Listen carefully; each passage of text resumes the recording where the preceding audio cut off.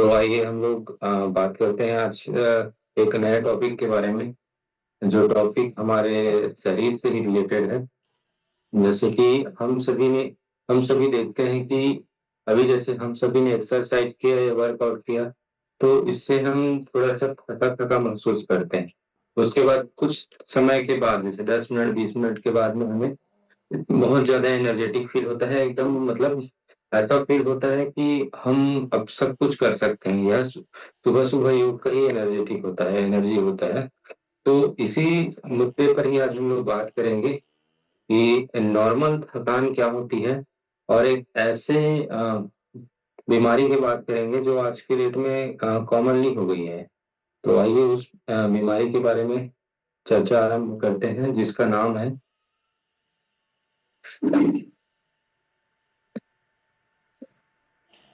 Chronic fatigue syndrome. क्या है, इससे कैसे बचे, आइए जानते हैं। है? तो सबसे पहले बचने के उपाय से पहले हम लोग जानते हैं कि ये क्रोनिक फटीग सिंड्रोम क्या होता है ना। तो आप समझिए, जैसे कि आप मेरे चित्र में देख पा रहे होंगे। जैसे हम लोग क्या करते हैं कि नॉर्मली थकान हम लोग को नॉर्मली ऐसा लगता ही है। ऐसा कोई बंदा कोई इंसान नहीं होगा जिसको थकान नहीं लगता, है ना। लेकिन नॉर्मली आप महसूस करते होंगे, वह अलग मैटर है। लेकिन अगर नॉर्मल से भी जैसे कि नॉर्मल अगर मान के चलिए कि आप कुछ कार्य किए हैं और थक थक गए हैं, तो ऐसा होता है ना प्राय कि आप अ, सो गए, उसके बाद सो के उठने के बाद में आप पुनः एनर्जेटिक हो जाते हैं। लेकिन ये जो क्रोनिक फटीग सिंड्रोम है, इसका हिंदी में अर्थ होता है दीर्घकालिक थकान, है ना। दीर्घकालिक थकान इसका मतलब हिंदी में मीनिंग होता है। तो ये दीर्घकालिक थकान जो होता है, तो नॉर्मली जब हम थके हुए होते हैं और सो जाते हैं, तो हमें पुनः एनर्जेटिक महसूस होता है और फिर से हम अपने काम में लग जाते हैं।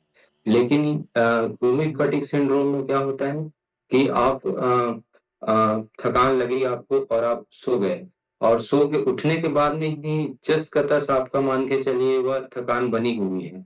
तो इस प्रकार के जो लंबे तौर पर या बहुत दिनों तक अगर ऐसा स्थिति बना रहता है, तो उसे ही हम लोग क्रोनिक फटीग सिंड्रोम कहते हैं। अब क्रोनिक फटीग सिंड्रोम के बारे में जान लेते हैं। जैसे कि क्रोनिक मतलब दीर्घकालिक, है ना। क्रोनिक मतलब क्या होगा, दीर्घकालिक। फटीग मतलब थकान, और सिंड्रोम मतलब एक साथ होने वाले लक्षणों का समूह। तो इससे आप समझ सकते हैं कि क्रोनिक दीर्घकालिक होता है, फटीग मतलब थकान हो गया, और सिंड्रोम मतलब एक साथ होने वाले लक्षणों का समूह। तो इसी से बना है क्रोनिक फटीग सिंड्रोम।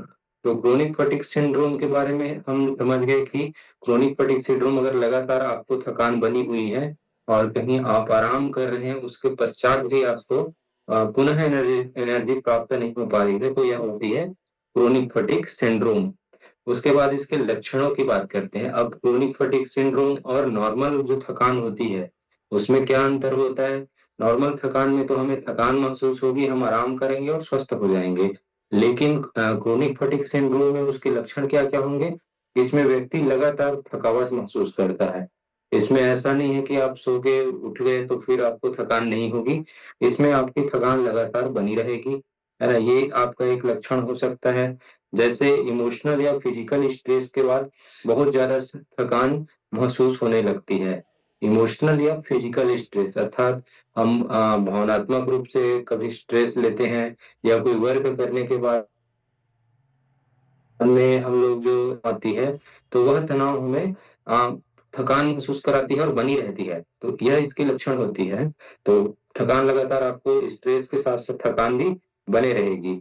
आपका काम प्रभावित होगा, आपका मन एकाग्र नहीं रहेगा। आप मान के चलिए कि आपको थकान भी, आपका मन एकाग्र नहीं है ना, तो इससे आपका काम भी प्रभावित होगा। ये भी लक्षण हो सकते हैं। उसके बाद में बैठते हुए या लेटते हुए चक्कर आ जाना।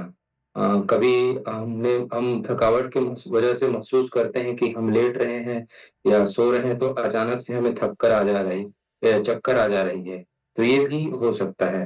उसके बाद जोड़ों और मांसपेशियों में बहुत ज्यादा दर्द होता है।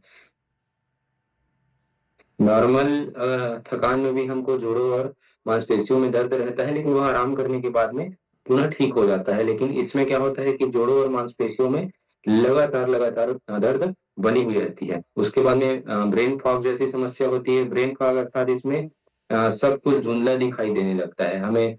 जो कुछ हम देखते हैं वो थकावट की वजह से या फिर क्रोनिक फैटिग सिंड्रोम के लक्षणों में हमें धुंधला धुंधला दिखाई देगा, या मान के चलिए साफ नहीं दिखाई देगा। तो इसे हम क्या बोलेंगे? ब्रेन फॉग, है ना। तो ब्रेन फॉग की भी जो समस्या है इसमें लक्षण देखी जा सकती है। बार बार आपको चिड़चिड़ाहट और बौखलाहट भी इसमें आ सकती है। तो मान के चलिए अभी मैंने जितना बताया, अगर यह सारे लक्षण आपको थकान के साथ साथ दिखाई देते हैं तो आप क्रोनिक फटीग सिंड्रोम के रोगी बन चुके हैं। तो इससे आपको निपटने की आवश्यकता है। यह थकान आम थकान से हटकर होती है ना। ये मान के चलिए कि हम जो डेली का हमको जो नॉर्मल जो थकावट होता है जो ठीक हो जाता है, उससे यह हटकर होता है। इसके लक्षण तो हम लोगों ने जान लिए कि क्या क्या लक्षण हो सकते हैं। तो उसके बाद आइए हम इसके कारण के बारे में जानते हैं। तो सबसे पहला कारण होता है यह संक्रमण के कारण, है ना। वायरल संक्रमण वाली बीमारियां जैसे हमें हो जाती है। आप कभी देखे होंगे कि आपको जैसे वायरल वायरल कुछ बीमारियां हो जाती हैं तो आपको चिड़चिड़ाहटपन आ जाता होगा, है ना। तो यह क्यों होता है? यह होता है ऐसे वायरस जनित बीमारियों की वजह से, जैसे कि मान के चलिए मोनोन्यूक्लियोसिस, है ना। मोनोन्यूक्लियोसिस एक बीमारी होती है। यह एक स्टीन बार एप स्टीन बार नामक जो वायरस होती है, उससे यह फैलती है।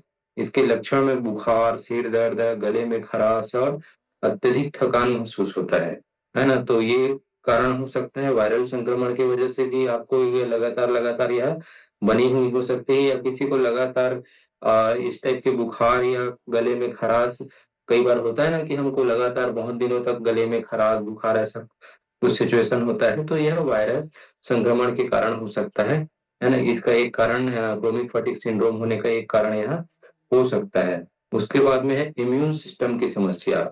अब इम्यून सिस्टम की समस्या अर्थात हमारा रोग प्रतिरोधक क्षमता या हमारा प्रतिरक्षा प्रणाली का कमजोर होना। जब हमारा प्रतिरक्षा प्रणाली कमजोर होगा तो हमें क्या होगा कि हम कुछ भी बीमारी हमको आसानी से घेर लेगी। तो ऐसा ही ये क्रोनिक फटीग सिंड्रोम का भी इम्यून सिस्टम का कमजोर होना कारण बन सकता है। उसके बाद में है हार्मोन असंतुलन, है ना। एक हार्मोन असंतुलन का हो जाना भी क्रोनिक फटीग सिंड्रोम का बहुत बड़ा कारण बनता है।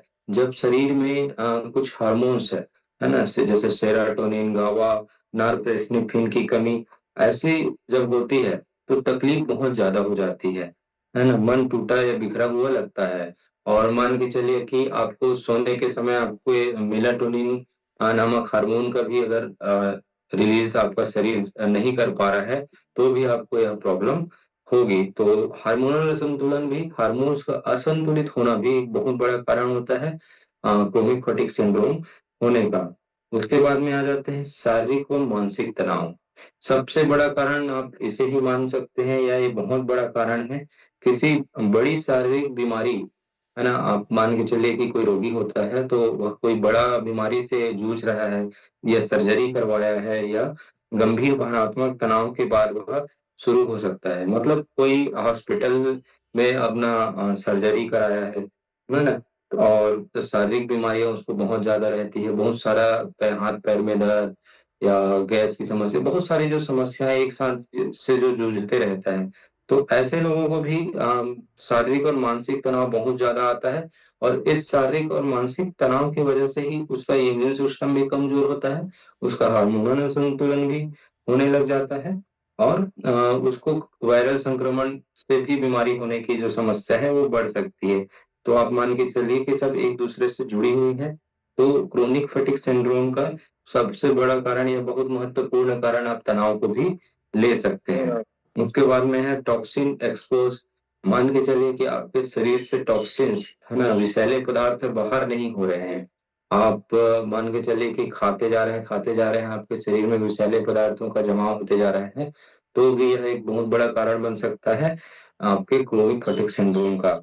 उसके बाद में है आपका माइक्रोबायोम चेंज अर्थात माइक्रोबायोम से हम समझते हैं कि हमारा जो गट हेल्थ है, हमारे गट हेल्थ में गुड और बैड बैक्टीरिया दोनों प्रकार के बैक्टीरिया होते हैं, है ना। तो आंत में जब बैक्टीरिया में परिवर्तन हो जाता है तो ये बहुत बड़ा कारण बन के उभरता है क्रोनिक फटीग सिंड्रोम का।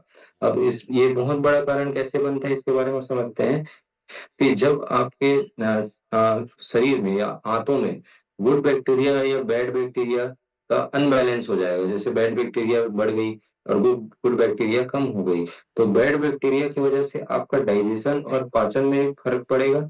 उसके वजह से आपको सही तरीके से डाइजेशन ना होने के कारण आपको पोषण भी नहीं मिल पाएगा। तो आपके शरीर को जब पोषण नहीं मिल पाएगा तो क्या होगा, आपको थकान महसूस होगी, आपको चिड़चिड़ाहटपन महसूस होगी, आपके हार्मोन्स भी अनबैलेंस हो जाएंगे, आपका प्रतीक्षा प्रतिरक्षा प्रणाली जो इम्यून सिस्टम है वो भी धीरे धीरे कमजोर होने प्रारंभ हो जाएंगे। तो ये सब किस वजह से होगी, आपके गुड बैक्टीरिया और बैड बैक्टीरिया के अनबैलेंस की वजह से आपका गुड बैक्टीरिया कम हो जाएगा और बैड बैक्टीरिया ज्यादा हो जाएगा।